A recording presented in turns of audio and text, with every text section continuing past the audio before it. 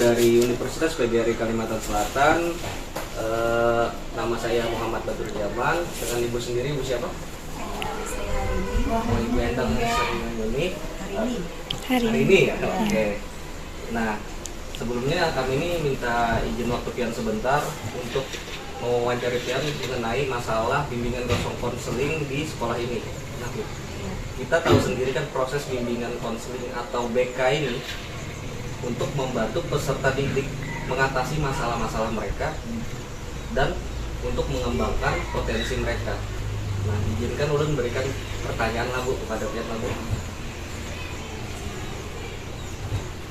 Pertanyaan pertama, Bu, bagaimana pelaksanaan bimbingan konseling di sekolah ini, Bu? Kalau pelaksanaan bimbingan konseling di sekolah kami ini ya, SDN Bonpasar ini sudah berjalan dengan baik.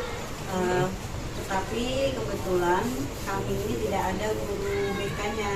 Oh, tidak ada guru BK-nya. Kemudian kami sebagai wali kelas itu masing-masing untuk mengatasi siswa yang bermasalah. Oh, jadi di dalam sekolah ini belum ada guru BK-nya, tetapi itu semua diserahkan kepada wali kelas masing-masing lah buat mengatasi masalah apapun yang berkaitan siswa yang bermasalah. Oh, iya.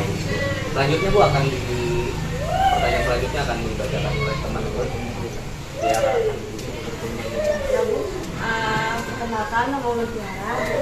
Jadi selanjutnya di sini ada pertanyaan, permasalahan peserta didik seperti apa yang Ibu bimbing di sekolah ini, Bu? Kalau permasalahan tuh banyak lah untuk siswa kami.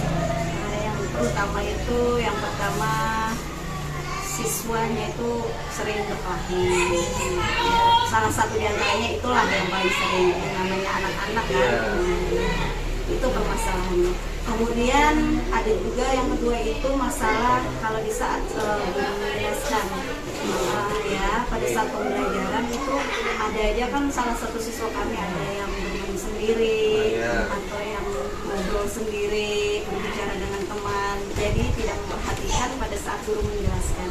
Nah, yang sering muncul itu mungkin permasalahannya itu berkelahi, dan itu yang sering muncul. Jadi banyak yang berkelahi yang antara murid-murid lawan pas ibaratnya biar menjelaskan nih. Ya, ada aja yang sibuk sorangan lah. Iya, pasti itu. Pasti sering terjadi itu dalam setiap pembelajaran. Baik, Bu. Pertanyaan selanjutnya yaitu apa saja faktor-faktor permasalahan pada peserta didik? Kalau yang permasalahan tadi kan salah satu siswa kami itu kan yang berkelahi ya. Setelah itu saya panggil siswanya kan, saya diskusikan dengan siswa itu, ternyata yang pertama saya lakukan itu saya melakukan pendekatan dengan siswa tersebut. Kenapa kamu jadi berkelahi dengan si A ini, misalnya kan teman sekelasnya misalnya ya. Kemudian kalau setelah saya melakukan pendekatan ternyata belum bisa mengatasi masalahnya, kemudian saya diskusikan dengan rekan sejawat, dengan guru yang lain atau dengan kepala sekolah. Nah, kami diskusikan kan biasanya bagaimana cara mengatasi masalah siswa kami yang berkelahi ini. Nah, kemudian kalau masalah itu tidak terselesaikan juga, kami memanggil orang tuanya untuk kami diskusikan untuk menyelesaikan masalah ini.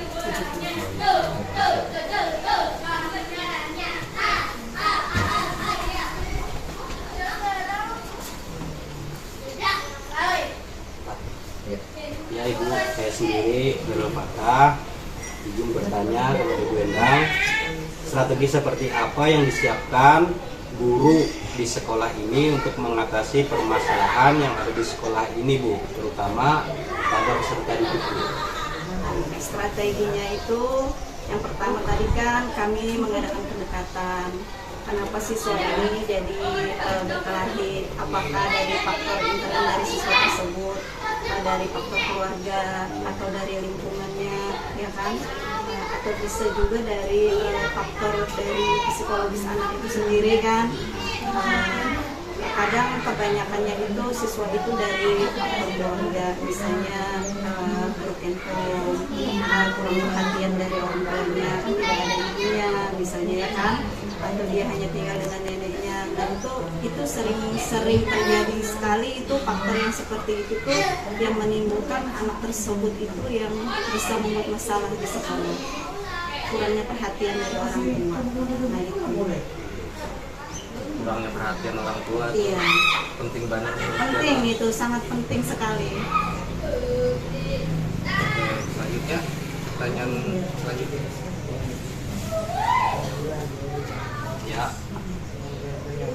untuk pertanyaan kedua Bu, jenis pelayanan apa saja yang sering diberikan kepada para siswa dari guru tersebut Bu? Pelayanannya kami memberikan biasanya pendekatan aja sekedar motivasi supaya siswa sembuh. Kemudian ada sih, kalau saya pribadi kadang di saat memberikan pendekatan itu, kalau dia mau merubah siswa tersebut mau merubah sikap, itu nanti diberikan sesuatu yang menyenangkan bagi dia, misalnya hadiah misalnya apa kesukaan dia. Hadiahnya itu yang sederhana aja, misalnya kayak coklat kah, makanan gitu yang dia suka. Yang sekira membuat dia itu ada rasa untuk berpikir untuk berubah. Nah, saya tidak ingin berkelahi lagi. Nah, nanti saya diberi hadiah sama ibu misalnya seperti itu. Itu apa, motivasi supaya dia itu mau berubah sikap. Jadi itu yang personal yang Ibu berikan Iya, kepada anak personalnya siswa. itu. Iya. Kemudian kalau yang misalnya tidak bisa juga seperti itu, terpaksa kan kami diskusi dengan guru yang lain, dengan ibu kepala sekolah. Kemudian ya saya mendatangi ke rumahnya. Iya, ke rumahnya langsung menanyakan, ceritakan apa yang terjadi kan di sekolah. Anak ibu misalnya kan dengan orang tuanya ya tadi ya. Ibu seperti ini, kalau di sekolah sering dikelahi, kenapa?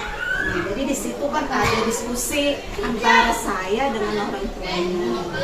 Kemudian kan orang tuanya kan bisa menceritakan kenapa anaknya seperti itu. Kemudian kan orang tuanya juga tahu, oh ternyata anakku ini seperti ini di sekolah. Jadi di situ timbul ada saling keterbukaan, nah antara guru dengan orang tua.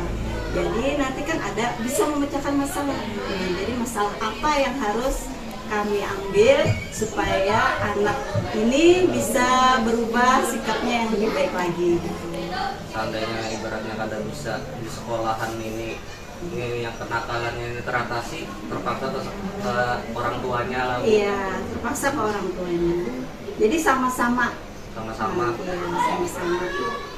Orang tua membimbing anaknya kan mulai dari rumah ya kan, memberikan Pelajaran pertama iya, dari rumah ya. iya. Kemudian kami di sekolah kan kalau dulu ada masalah seperti itu, alhamdulillah teratasi. Kami konsultasikan dengan orang tuanya di rumah, kami diskusikan, kemudian orang tuanya sudah memberikan arahan dengan anaknya, nasihat segala macam kan diserahkan kepada kami. Ternyata alhamdulillah anak tersebut berubah. Lebih enak mana kalau menurutnya?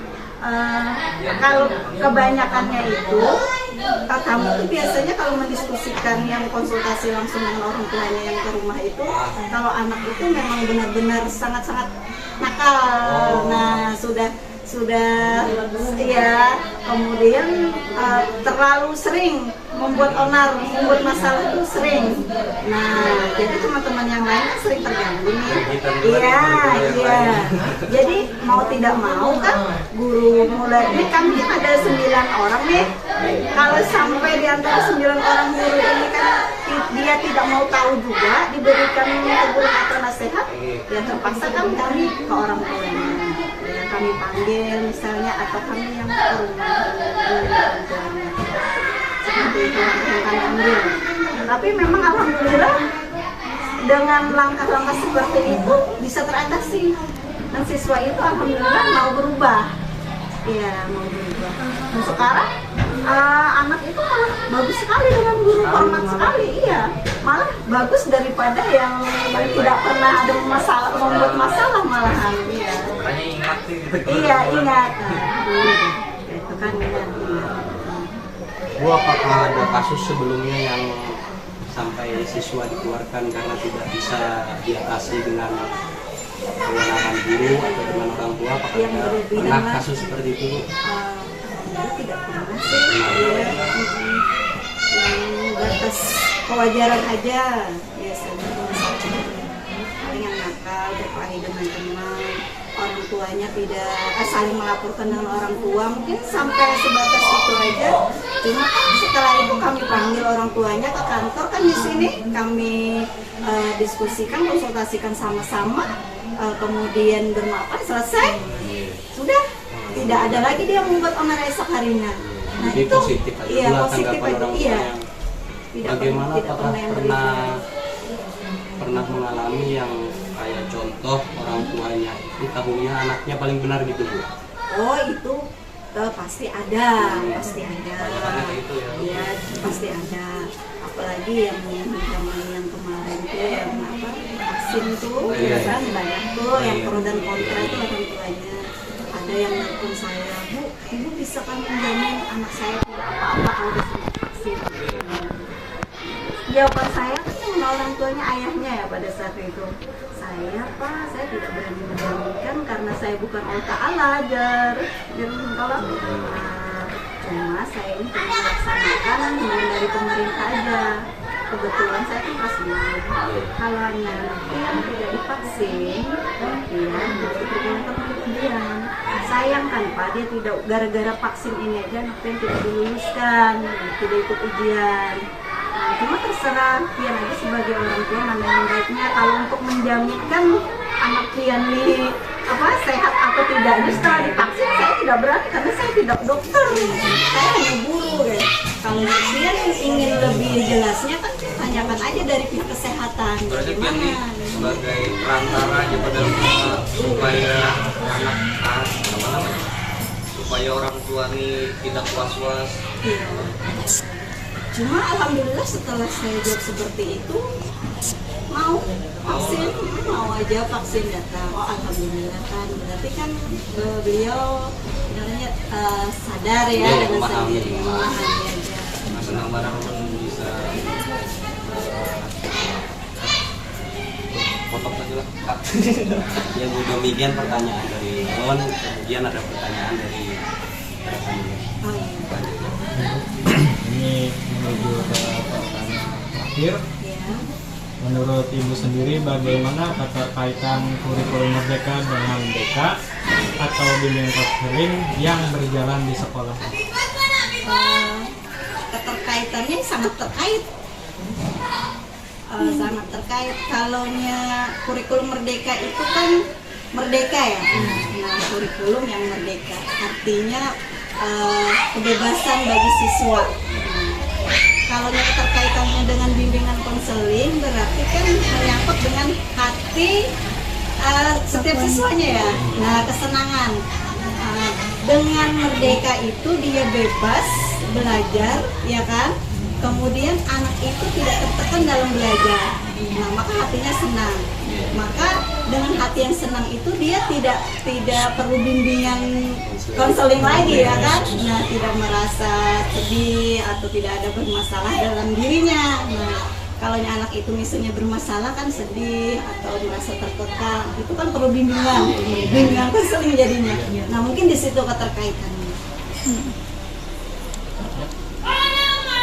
Ya Bu, Ulun sangat senang dengan wawancara kali ini karena Ibu sangat antusias sekali dalam menjawab pertanyaan dari kami, dan Ulun kira semua yang di sekolah ini dijalankan dengan kekeluargaan lah. Iya, betul. Kekeluargaan dari Pian mengatasi murid yang ibaratnya bandel, yang nakal, sama yang susah dijelaskan kalau Pian ngajar. Itu semua dijalankan dengan kekeluargaan, apalagi yang sampai orang tua tadi kan, dan sampai ke rumah gitu tuh udah etikat yang sangat baik kalau menurut gue. Jadi sekian, terima kasih dari Ibu dan kami. Demikian presentasi wawancara kami kali ini. Kami mohon maaf kalau ada hilaf dan salah.